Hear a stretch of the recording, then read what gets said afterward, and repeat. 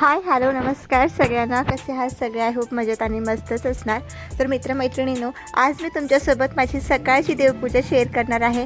तर सकाळी उठल्यानंतर आधी माझी आंघोळ असते. आंघोळ झाल्यानंतर मी बाहेरचं सगळं आवरून म्हणजे झाडलोट वगैरे करून घेते आणि मग मी वर जाऊन देवपूजा करते. आमचं देवघर ॲक्च्युली वर आहे.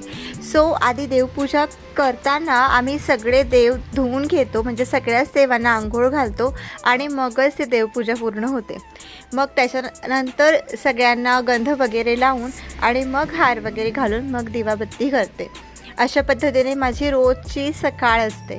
आणि देवपूजा केलं नाही तर मलाही रुकरुक वाटते आणि सवय पडली ना, त्याच्यामुळे मी देवपूजा झाल्याशिवाय पाणी पण पित नाही.